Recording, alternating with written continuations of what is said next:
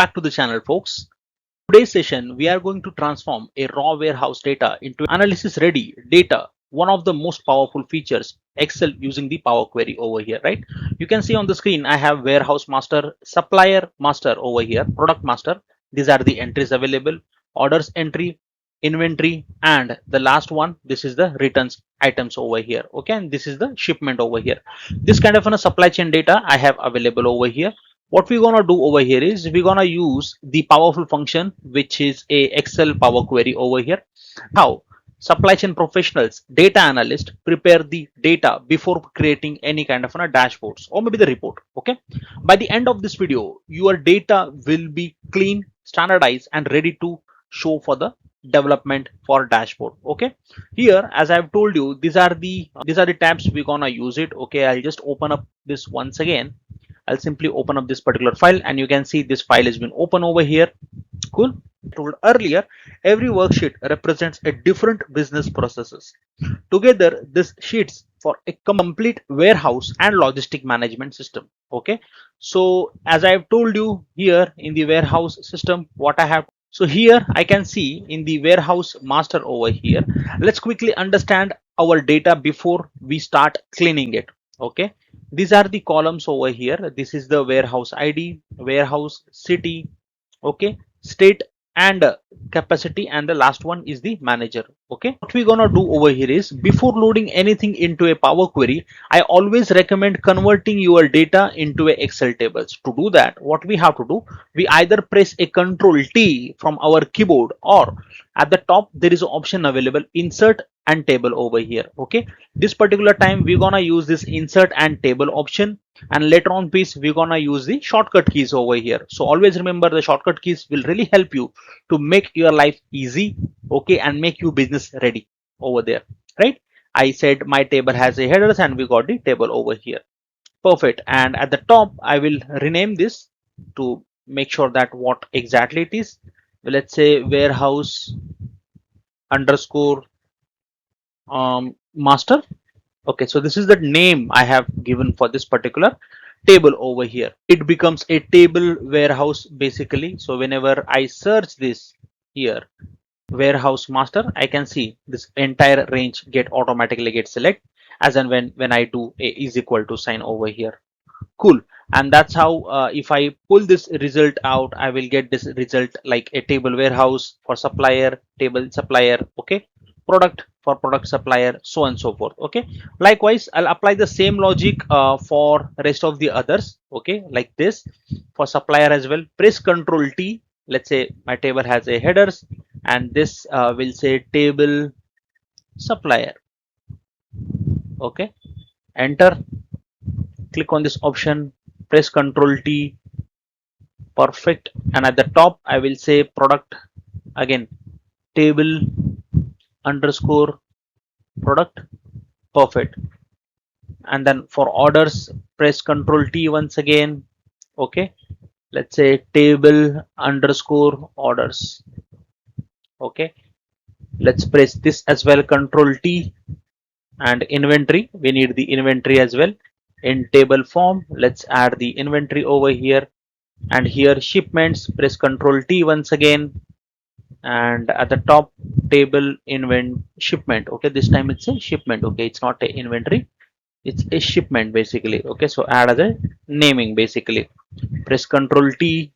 Okay, so Ctrl Z, press Ctrl T, and this one is the return. So let's say table returns and hit the enter button over here. So in returns, what we have, return ID, order ID, reasons for what the purpose to get returned, particular item, the quantity written, how many quantity got returned, and the statuses, open, close. Shipment, I can see what type of shipments I have, delayed, delivery, and in transit. Mode of shipment, basically it's a air, rail, or road. Okay, delivery date, this kind of a delivery date I can see over here. Dispatch, order ID, like this, these are the generated order ID for me, and shipment ID over here. I'll move ahead and I'll check the inventory warehouse ID. I have the product ID, stock, how many stocks I have added over here, and at the end, last updated, what type of date we have given for the inventory over here, right? Likewise, we can check for the orders as well. Here the orders delayed, delivered, in transit, so on and so forth. The statuses I can see it over here. The quantity and the dates and the rest of the other fields you can see it on the screen. Product master over here. In the product master I can see the electronics item, food, furniture, pharma and safety. Here I can see the unit price over here for each item, and these are the reorder level. Okay, so when we have to reorder, so basically this is the threshold for me, right? So for product master over here, I'll see this in the warehouse master, we have already explained. Okay, and that's how I can see the city locations also. Okay, India, Mumbai, Coimbatore, Bhopal, Bangalore, so on and so forth. Also the electronics category, so on and so forth. Okay, so this data set, if in case you need this to a practice along with me, comment on YouTube section. Okay, I'll help you with the dataset link and you can practice along and start developing this similar kind of a dashboard over here. Perfect. So once we are done with this, okay, the explanation part is done. Noted this data into a table. Now using these tables makes Power Query dynamic. Whenever new records are added, refreshing the Power Query automatically includes the latest data in your dashboard there, right? So here I'll just simply click on this option called Warehouse Master over here. At the top there is an option available, data. Okay, simply click on this option, data, and then from table range. Okay, here there is an option available from table range. Simply select this option and let's wait for it. It will take some time to load, and once it is load, different screen altogether. That's called the Power Query over here. And simply click on this option, so how many tables you are getting pulled over here. Okay, I'll close and load over here. Let's go here. Whenever you come again in this particular sheet, you will see these two copies available over here. This is your original and this is your Power Query driven. Okay, I'll click on this option again. At the top I'll say this data and click on this option from table and range over here. Okay, perfect. So once it is done and load over here, I'll just do a next over here, and here I'll do a product master. Click on this option. Once again add the table range over here, close and load over here. Let's go next. For orders, simply click on this option, and then here table and range again, and let's include this as well. And slowly steadily you can see our Power Query is automatically get added multiple entries as and when we are loading that into a Power Query over here, right? So I can see the inventory has been added over here. Orders I have to see. Okay, inventory is also done. Shipment, I'll click on this option, shipment. Okay, so let's import this as well, shipment. Cool, close and load again.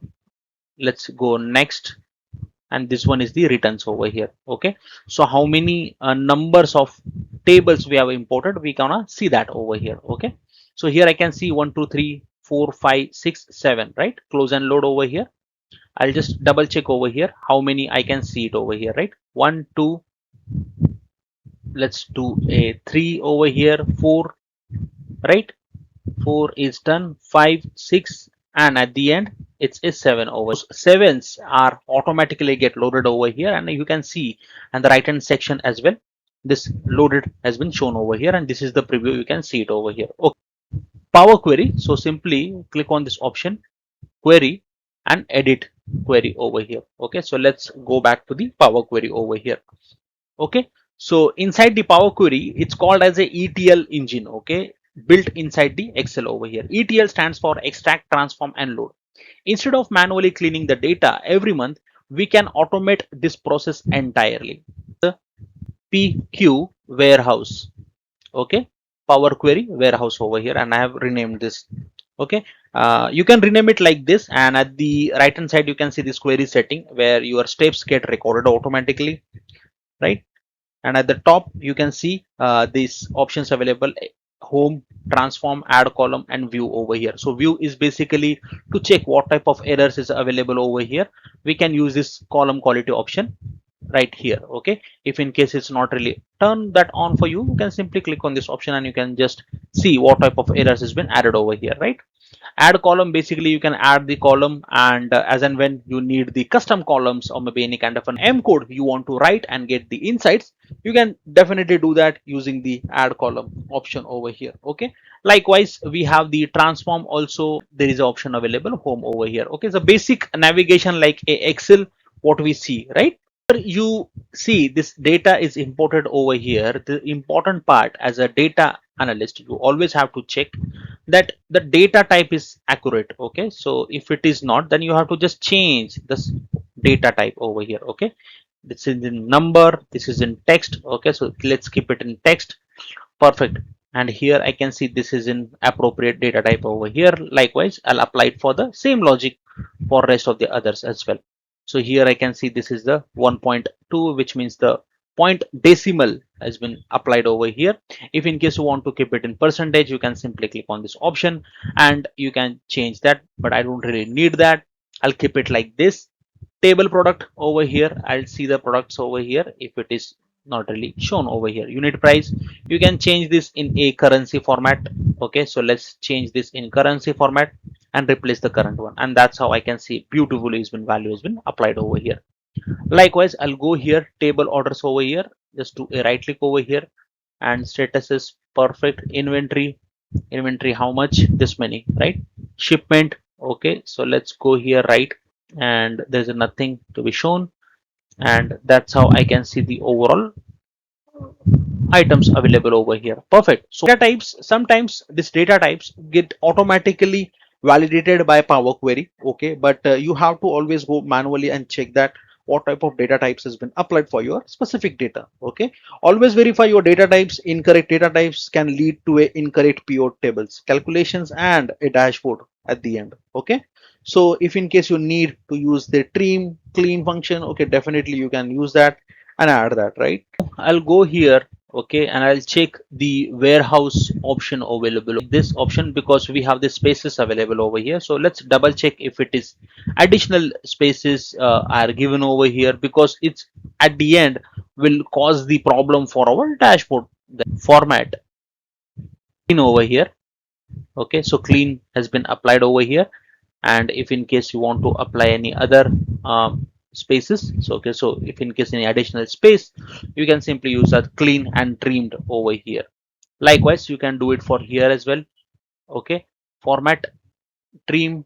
Okay, and this one is a clean over here. Accordingly, I can clean that information over here. Great.